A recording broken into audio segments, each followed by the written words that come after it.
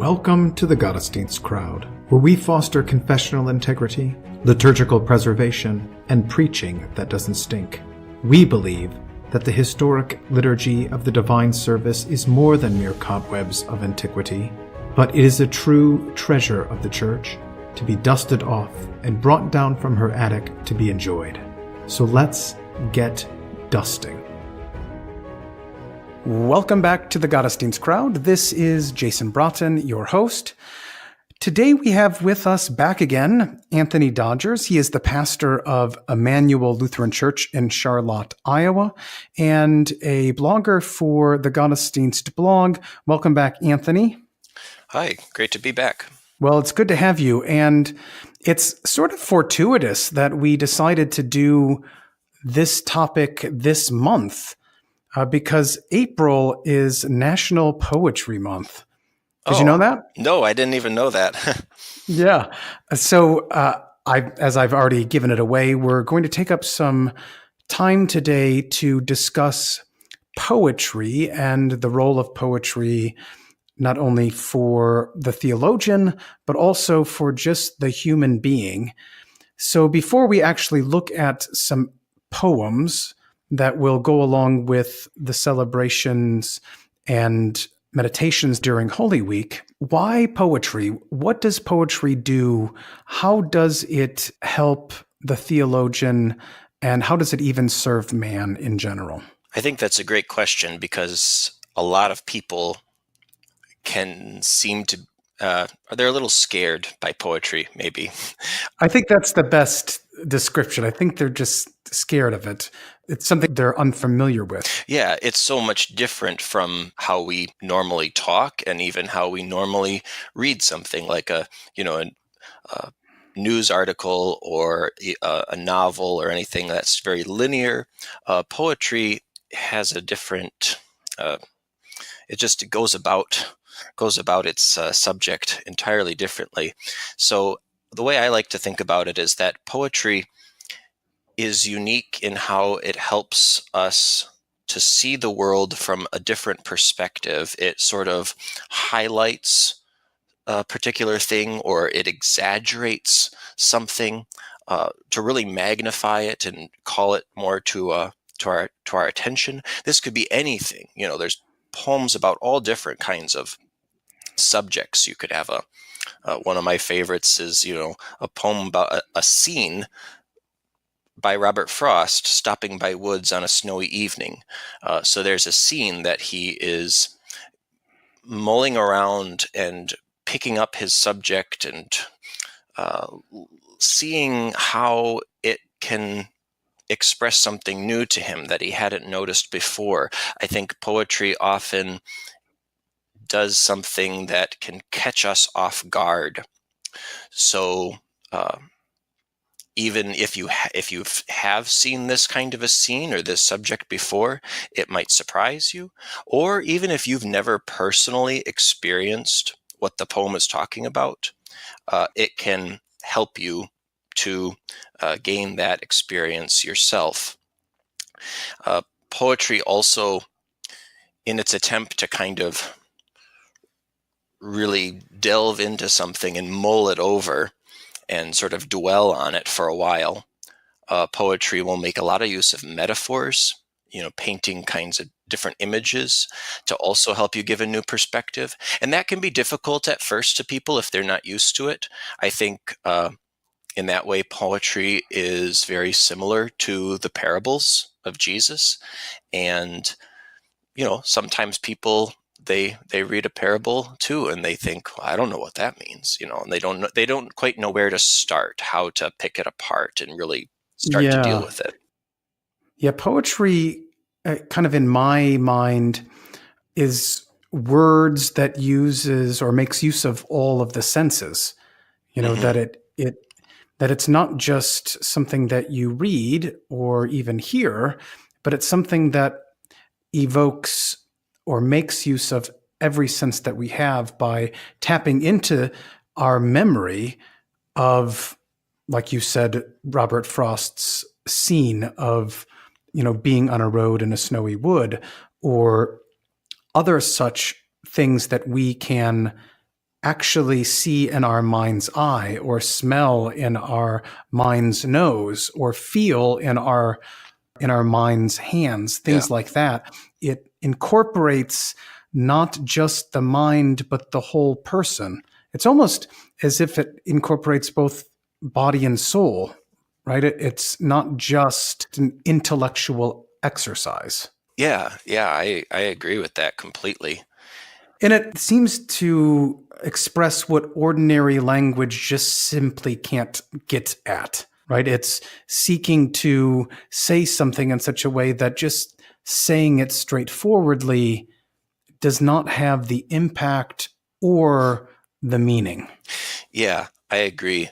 Maybe even to use a metaphor or analogy, it's like, you can have food that provides nourishment that doesn't really have any flavor, and then you can have food that also provides nourishment, but that is just delicious, and has so many different subtleties in its flavor. That poetry is sort of the flavor, rather than just saying it straightforwardly and sort of matter of factly.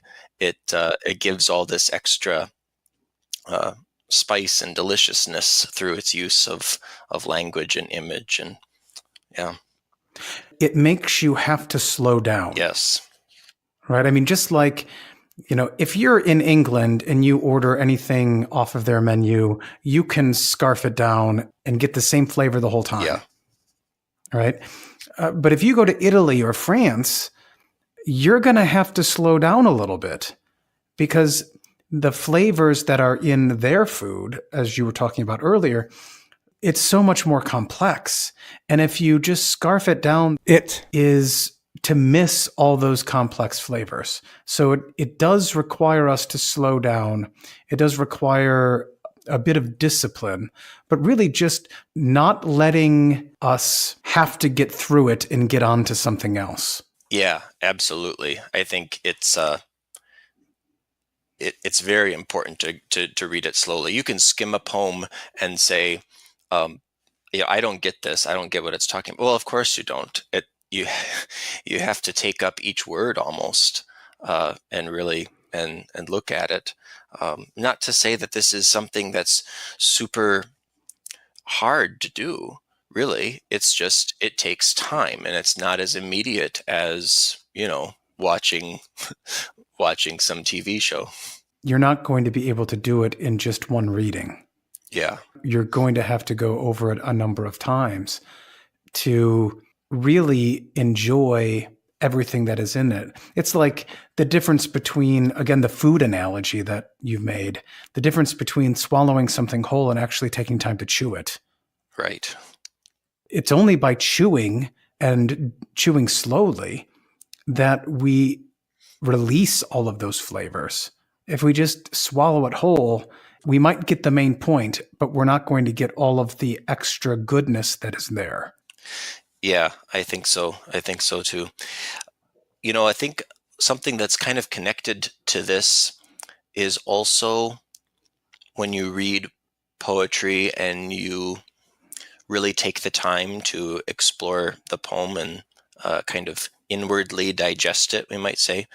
We should also be open and ready for the poem to influence us in some way, and maybe even challenge us, or that in examining a poem, we also are examining ourselves. As I said earlier, poetry often will surprise us by putting things in a way that we had never thought of before. And that's going to be difficult for people who aren't really interested in ever examining life and ever stopping and, taking some time to just stop and think and wonder and contemplate what is this really all about? What is this experience all about? Or this subject, whatever I happen to be thinking of. A poem helps us to do that, to kind of examine and aid us in some thoughtful consideration. Yeah, and this is actually good advice also in our reading of the scriptures. There is a time to do big gulp reading, right? Absolutely. But there's also time to slow down and to ruminate is the term, where we chew the cud of it. We really chew everything up and ponder it. And we need both of those things. We need to be able to do the big gulp to get the big picture, but we also need to really take a look at smaller bits and really chew all of the flavor out of those smaller bits. And that's the way it is with the scriptures, but then also with poetry. And poetry, since it tends to be shorter, unless you're talking about, major works of poetry like the Divine Comedy or Shakespeare's plays or Milton's Paradise Lost, you're looking at typically smaller chunks. Yeah. I think Christians, we've been kind of talking about people in general, but I think Christians in particular should be open to poetry and have some room for it. You're going to have a hard time with a good deal of the Bible if you don't want to read any poetry at all. Also with, besides all of the hymns that we sing in church, but all of the Psalms, of course, a lot of the prophets, God inspired a lot of the Bible to be written in poetry. And I think that was on purpose to really bring something home a little bit more, to make it more obvious, to convey a deeper meaning that maybe just a straightforward sentence couldn't do. And this is also good for us to keep in mind when it comes to how we read the Bible. Even reading any part of the Bible, we should take some time to meditate on different parts of it, where we inwardly digest it. And I think poetry, particularly sacred Christian poetry, can be a great way to do that meditatio, the meditation on the scriptures, the inwardly digesting, the wrestling with the scriptures.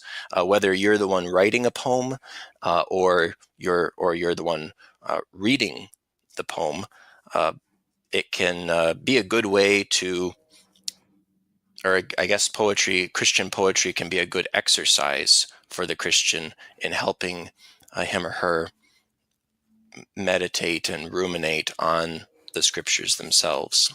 Well, and I think beyond that, poetry teaches us to sing, kind of, right? It's meant to be, not sung to music per se, but poetry sings. Yes. And we sing about what we love.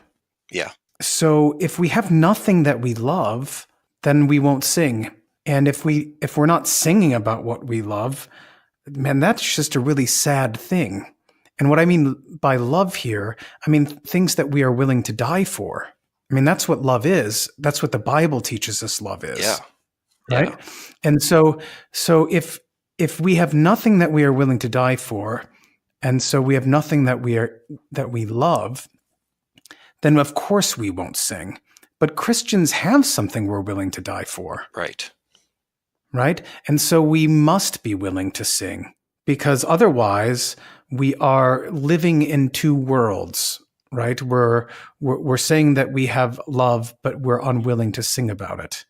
That's not how love works. Love doesn't choose how it expresses itself. It will sing. It will talk about these things. It will, how does Peter put it? It will praise the excellencies of him who called us out of darkness into his wonderful light. Yeah.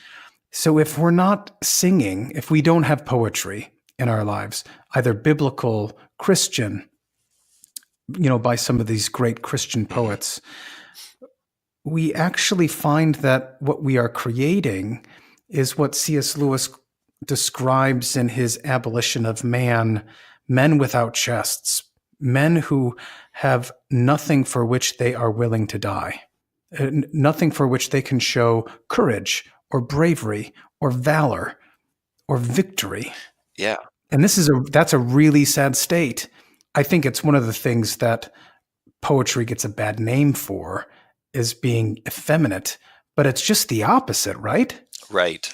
Yeah. Yeah. I'm glad that you brought that up. I think that's very general conception of poetry, not only among Christians, but just among the broader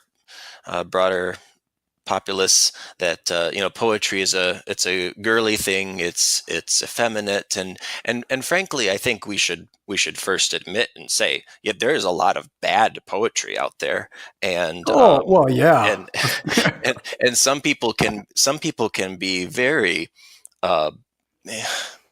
precious and picky and stuffy and hoity-toity about their poetry, and think a bit too highly of it and think too highly of themselves. But this is true in, it's not just poetry. This is true in all areas of life. There are bad movies. Yeah. Right. I can think of Hallmark. Right. Yeah. Oh, absolutely. There are bad hymns. Mm-hmm. There's bad music. There's bad of everything. And the bad of something should not make the good bad with it. Right. And right? Maybe, go ahead. Yeah, it's that old saying, the old saying, I should say, that the abuse of something or the misuse of something does not destroy its proper use. Yes. I was going to say, maybe we should explore just a little bit more when we say that sometimes it can be effeminate. What do we mean by that? We're not saying that femininity is bad, of course. This effeminate is softness when men don't act like men, and the men without chests, as you said before, and you can be a very sort of what some might consider a very manly man. You're very strong. Your life is devoted to physical fitness, or your passion is some sport, and you can still be effeminate. You can still be incredibly shallow and soft. I think what's at the bottom of effeminacy is letting emotions rule us, being interested in feelings for the sake of feelings. And that's the sentimentalism, the romanticism that, you kind of, I think of anyways, with what you said about the Hallmark movies, but also we can see in many bad poems. I think what's so wonderful about poetry and how it doesn't need to be effeminate. In fact, it really shouldn't be, is that there's a discipline to poetry, both in the writing of it and also in the reading of it. Just as we should discipline our emotions, we should put them under our control. So in poetry, the feelings that a poem evokes are important. The poem should be telling you how to feel about something, and the even the external discipline, the form of the poem itself, helps to master those emotions and control them and teach them. Poetry is most often in some sort of meter. And so that's constraining. And it means that while you might want to capture some sort of emotion, you also need to choose just the right words to fit in the meter to also capture the emotion. And so clearness of thought, making proper distinctions, that is just as important as the beauty and the pleasantness that the emotions bring to it. And so I think in a poem, there's a sort of a neat marriage between the structure and then also the maybe more emotional side. Yeah. Anthony Esselin talks about, well, he used to, when he would teach his students, he tells this story about, he'd ask, in the ancient world with German barbarians, after they've come in from their fields, harvesting and working hard, and they're smelly and they're hungry and they're thirsty, and they come together as men.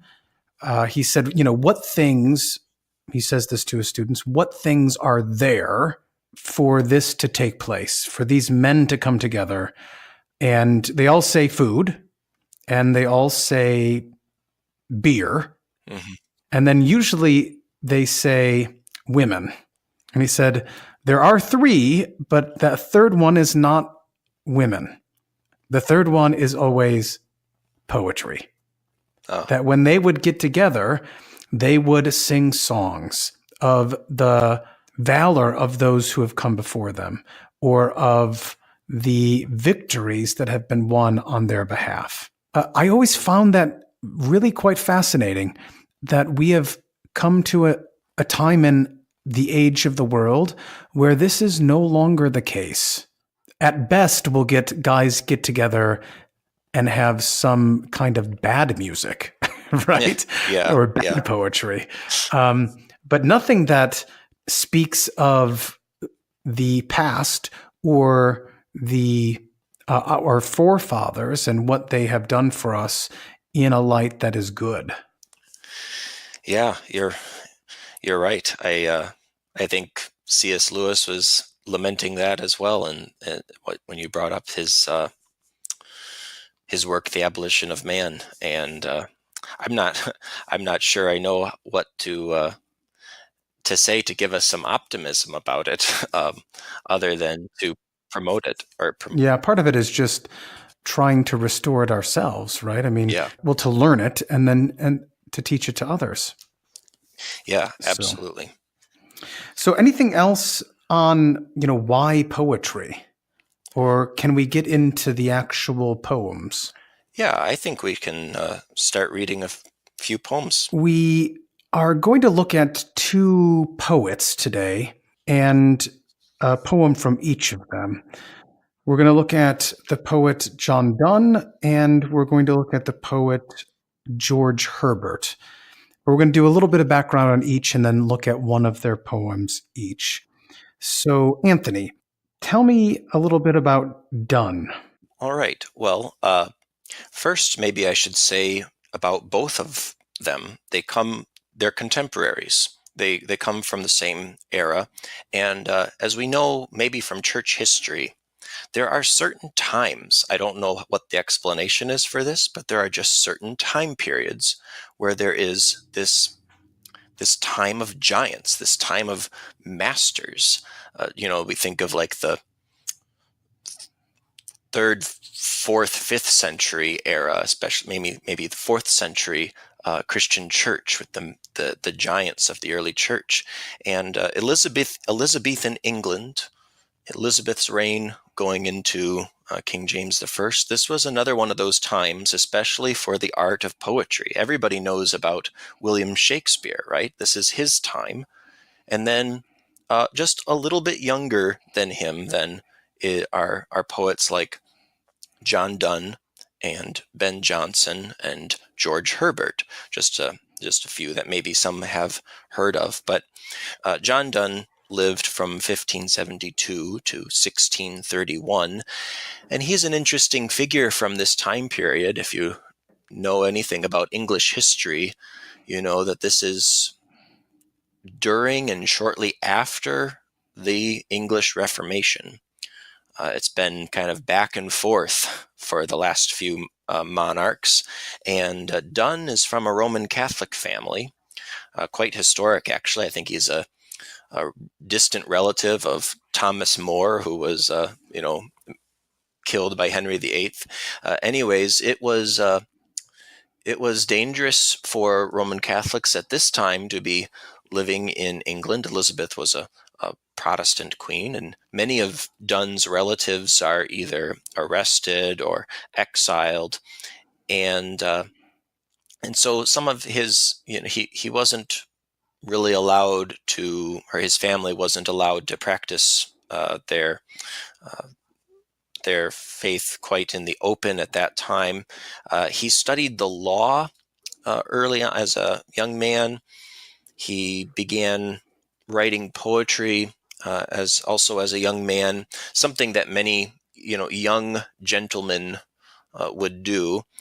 He has a very colorful past, and this is what makes Donne quite famous, not only for Christians but just for anyone who reads poetry. If you remember, reading poetry in any of your high school English classes, I bet you read at least one by John Donne. He's known for his love poems. He was called, one of his friends called him a great visitor of ladies, and I think that's probably the nicest way you could say that. But later in life, he did have a true conversion to the English Reformation. He became a very strong defender of the English Church, and kind of put his wild life behind him, of course. And in 1621, he even became the dean of St. Paul's Cathedral in London. That's just one step below a bishop, and he remained there the rest of his life. He was known as a great preacher, very eloquent, and also a great writer of sacred poetry.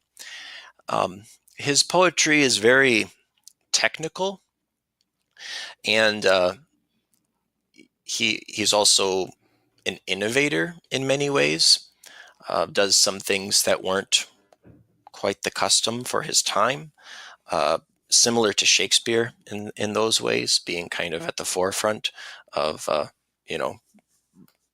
breaking ground, I suppose. It can be quite complex and dense, and does take a little, sifting through at times. Some people might know a couple of his most famous phrases, but they might not know exactly what it really means. If you've ever heard somebody say, "Well, no man is an island," or if you've heard the phrase "for whom the bell tolls," those come from Donne. They actually come from the same paragraph of one of his meditations on death. And maybe we won't go. We can save that for another time. But I just wanted to bring them up in case the name doesn't sound familiar. Many of his writings have had a lasting influence on our culture even today. And what poem did you want to take a look at? Yeah, I thought, since we're coming up on Holy Week, we'll look at a poem by Donne. Simply, we could say it's called Crucifying, but it's actually part of a longer work called La Corona, which means the crown. And the whole poem, the whole work, forms a circle, a crown. It's made up of 7 sonnets, and the last line of one sonnet is the first line of the next, and then the last, and so on, and then the last line of the very last sonnet is the first line of the very first sonnet. And so it makes a complete circle, a crown, or as Donne calls it in the poem, a crown of prayer and praise that he offers to God. So I recommend, we're just going to read one section on it. It kind of covers the life of Jesus from the Annunciation to the Ascension. And I'd encourage anyone listening, they can look up La Corona to see the entire piece. Maybe we'll read some other sections of it someday, but for right now, we'll look at the part called Crucifying. And I will find a link and put the link in the show notes for our listeners. Great, thank you. So should I go ahead and read this? Yes, please. All right. By miracles exceeding power of man, he faith in some, envy in some begat. For what weak spirits admire, ambitious hate. In both affections many to him ran, but oh, the worst are most. They will and can, alas, and do unto the immaculate, whose creature fate is, now prescribe a fate, measuring self-life's infinity to a span, nay, to an inch. Lo, where condemned he bears his own cross with pain, yet by and by, when it bears him, he must bear more and die.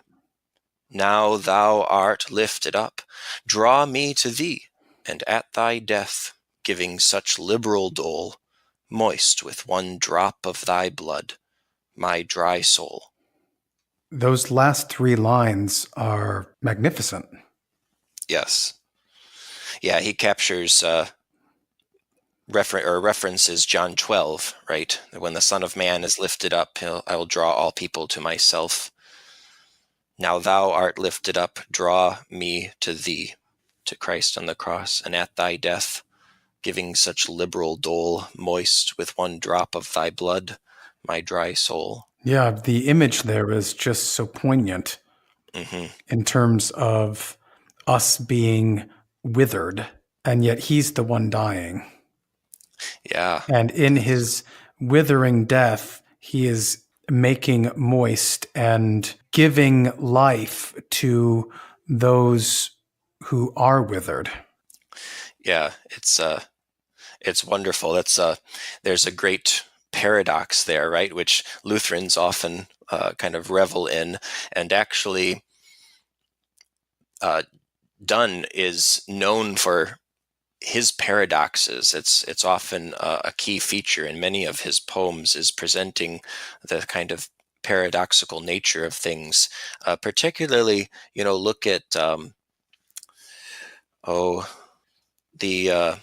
where it says, whose creature fate is, now prescribe a fate, measuring self-life's infinity to a span, nay, to an inch.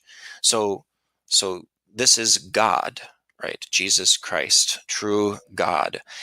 One of his creatures, Donne says, is fate. The destiny of mankind that's all under the power of God.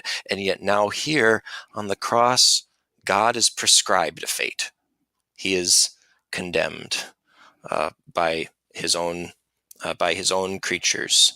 The one who is the judge of all is judged. He is sentenced, and the one who is life itself, who is infinity, he is reduced to 33 years. Right, he's cut off at that time. His life is ended. Even the infinite God is reduced to a measurable span. I think there you even have not only the measurable span of his life, but also the span of the dead man's arms stretched out and nailed to the cross. That's one paradox there. Another one just after it is where he says, lo, where condemned he bears his own cross with pain, yet by and by, when it bears him, he must bear more and die. Jesus bears his cross, right? He carries his cross, and yet at the same time, the cross must bear him. He's lifted up on the cross. And then there's more, even as Jesus is being born on the cross, being lifted on the cross, he is also bearing even more than that, much more than the weight that he bore when he carried the cross. He's bearing the sins of the world. He's bearing the wrath of God that's coming down upon him. Yeah, that to go back to that first paradox you talked about, Sure. it's really stark, measuring self-life's infinity to a span, nay, to an inch. It makes you stop. Yeah. In the best possible way, it gives you pause. Yeah. Right? Keep going. Well, I was just going to point, this is a bit of a structural thing, but since we're talking about poetry, you can just notice this. If you look up the poem and read it for yourself, you'll see how the lines are set. Measuring self-life's infinity to a span is the end of the line. Nay, to an inch, period. Lo, where condemned he, end of next line. So normally we think of poems as, the thought should end at the end of a line, but that doesn't always. Sometimes poets will deliberately continue the thought to the next line. And here he does it and deliberately puts a period right in the middle of the line, forcing you to stop. Right. Glad you brought attention to that. Yeah, that is, it's masterful because as you're going through, you're exactly right. It forces you to stop. As I said, it gives you pause. You just, you stop and you have to take it in. Yeah. That he who is infinite comes into history and is measurable. It makes me think of, I think it's Bernard of Clairvaux, his sermons during Advent, where he talks about the one who is infinite becoming part of history, or the one who is omniscient now must learn, or, all of these paradoxes of the fact that God became man. And he brings this out just wonderfully. Yeah. Yeah. If any of our, listeners enjoy these kinds of paradoxes, they're certainly evident here in this section of La Corona, but I also really encourage you to go read the Annunciation section and the Nativity section. The whole thing is great, but those two pick up what you're saying, what you're getting from Bernard of Clairvaux, that does all kinds of great paradoxes with the infinite God now coming into the finite. It's just here in this section with the death of Christ, it's, as you said, even more stark because he's not only become a man, but also a dead man. You can't get much more finite than that. Right, exactly. Well, I don't know if we have more on this one or if we should go to George Herbert. Let's take up Herbert. Okay. Well, I could tell you a little bit about George Herbert before we hear his poem. As I said, he's a contemporary of Donne, a little younger.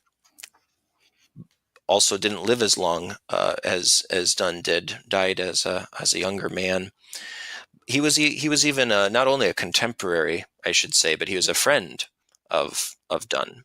Oh, they knew each other. In fact, I'm not as familiar with Herbert's life, but I believe Donne even preached a sermon for his mother's funeral, so that they were acquainted.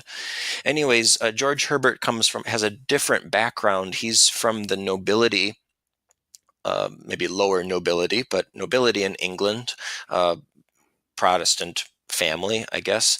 And he served in Parliament for a little while. From what we can see of his life, he was quite different from Donne in his early years. He was a very, very pious man, as opposed to Donne running around with all the ladies. But George Herbert entered the ministry as a deacon first in 1624. This is in the Church of England. He was married about 5 years later. Yeah. And then in 1630, he was ordained a priest, and he settled in a country parish. He even wrote a little book called The Country Parson, about the pastor's life and duties. And if you find a volume, it's easy to find the complete works of George Herbert. There's not that many. In one, you can find it, and that Country Parson volume will be included in the book with his poems.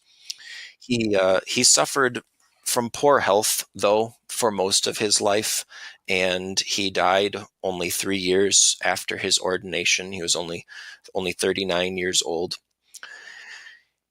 His poetry is a bit, I want to say it's a little more down to earth than a lot of John Donne's poetry, and not quite as complex and playing with all the kind of some of the metaphysical realities that Donne gets into.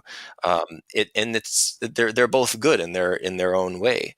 Herbert, or I should say, another reason why Donne is maybe more broadly known, you would probably read him in high school lit class rather than George Herbert, is that George Herbert wrote exclusively sacred poetry.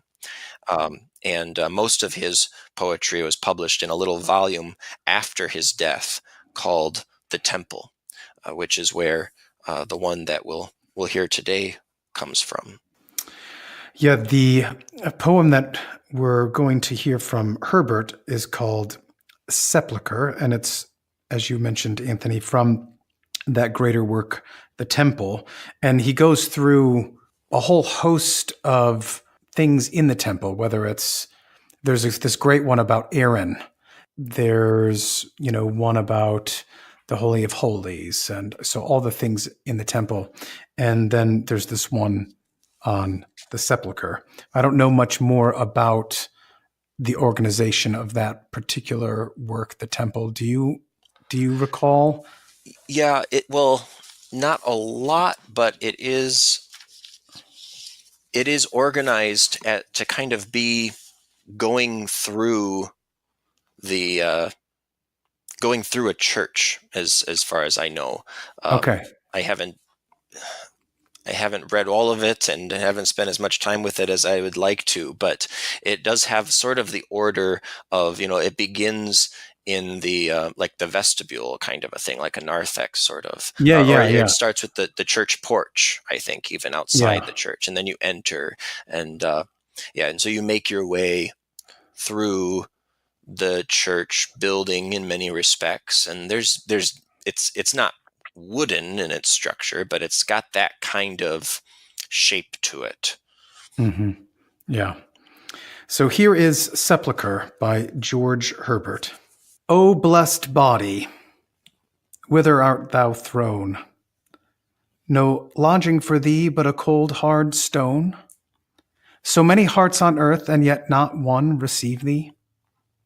Sure there is room within our hearts, good store, for they can lodge transgressions by the score. Thousands of toys dwell there, yet out of door they leave thee. But that which shows them large shows them unfit. Whatever sin did this pure rock commit, which holds thee now? Who hath indicted it of murder? Where our hard hearts have took up stones to brain thee, and missing this, most falsely did arraign thee, only these stones in quiet entertain thee and order. And as of old, the law by heavenly art was writ in stone, so thou, which also art the letter of the word, find'st no fit heart to hold thee. Yet do we still persist as we began, and so should perish, but that nothing can, though it be cold, hard, foul, from loving man withhold thee.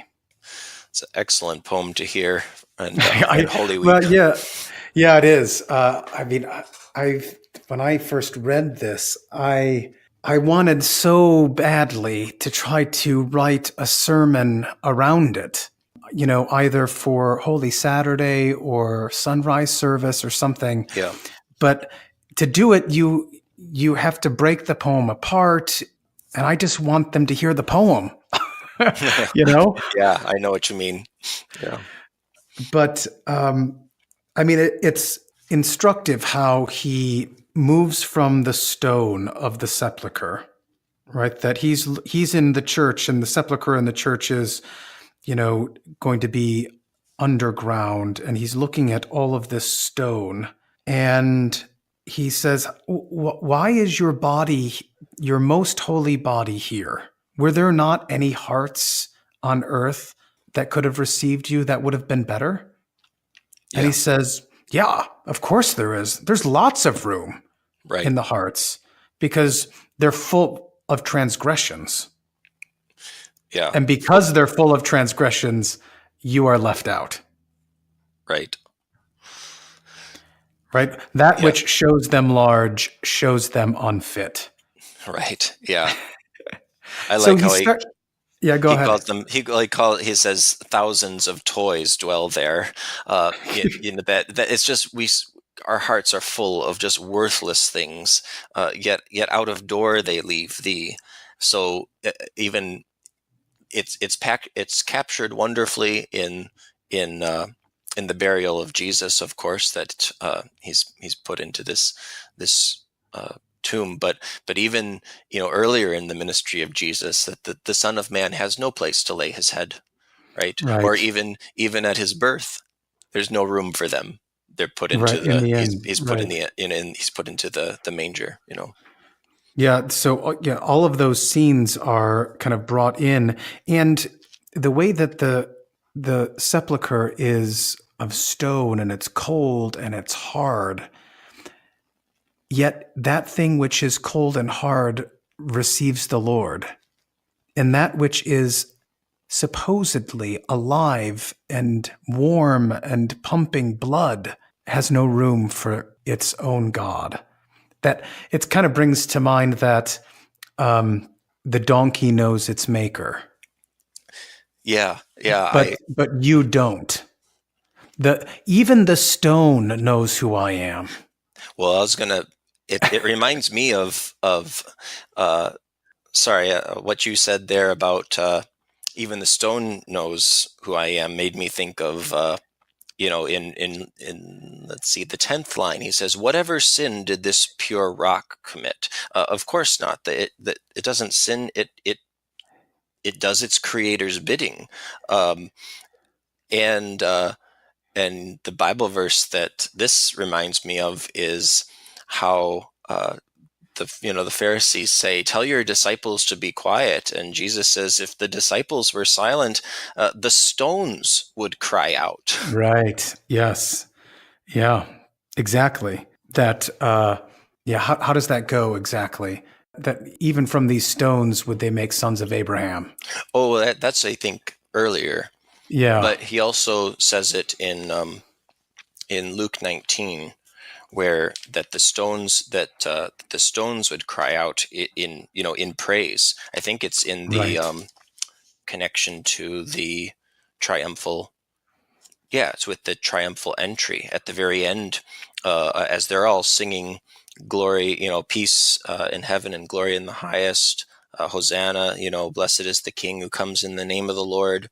It says, some of the Pharisees in the crowd say to Jesus, "Teacher, rebuke your disciples." And he answers, "I tell you, if these were silent, the very stones would cry out." That God is going to be worshipped. Every knee will bow. And so if sinful man won't own his creator, won't recognize him and make a place for him, then the stones will do it. Even if it means the stone tomb receiving the body of its Lord. Yes. And as you said, this pure rock has committed no such sin. Who has indicted it of murder? In other words, it's we and our sins that have picked up rocks to stone him. We just heard this last week, right? When Jesus is in the temple precincts in John chapter 8. Yeah. Where our hard hearts have took up stones to brain thee. Yeah, he's referencing that right there as the first attempt, and then missing this, most falsely did arraign thee, right? They win by false accusation, putting him on trial and getting him executed. And then this second to the last stanza or verse, we have this, and as of old, the law by heavenly art was writ in stone. So this is the law given on Mount Sinai. Yeah. So thou, speaking of the Lord, which also art the letter of the word, John 1. Right. So just as the law, which was written on stone, found no heart to be held, so also now the word made flesh finds no heart in which to dwell. The law and the fulfillment of the law, both together, found no place to dwell in the heart of man. Right. That just so beautifully written and succinctly. Yes. I mean, you have to go through it a couple of times. You're like, yeah, that's right on. Yeah. Yeah. And using the image of stone to connect those two things, right? That the Right. law written in stone, now the word who should find his home in the hearts of man, but is rejected. So he is put into stone. The word made flesh is written into stone in his burial. In his burial, right. And this last part, yet do we still persist as we began, and so should perish. So we continue to find a means by which to keep the Lord out of our hearts, but that nothing can, though it be cold, hard, foul, from loving man withhold thee. So even though we persist, nothing can keep God in the flesh from loving us, though it be cold, hard, and foul, not just the stone of the sepulchre, because he rises again, but also our stone cold hearts. He makes them new. Yes. It's just that last part. It just is gorgeous, really. Yeah, it's isn't it wonderful gospel that just perfectly answers the law that he's been preaching, through the stone this whole time, and then just that last stanza. I mean, most of it is quite condemning, and there you have the gospel promise that answers it all. That what we might say it predominates. I was just going to say that. Yeah. Would this pass the Walther Law gospel test and the gospel predominating? I think it does. Yeah, I think so too. It's not a matter of percentage of words, but it does or is the law's accusation answered? Is it silenced?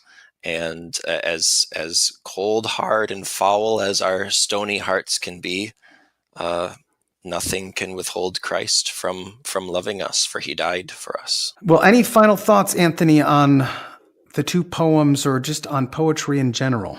Well, I suppose since it's this time of year, coming into in Holy Week and Easter, it's often very hectic for pastors and even for many lay people who have busy lives and also still, get into all those extra church services. I think poetry can be a nice little relaxing way to enjoy this season. There's just many good sacred poems on the suffering, death, and resurrection of Jesus.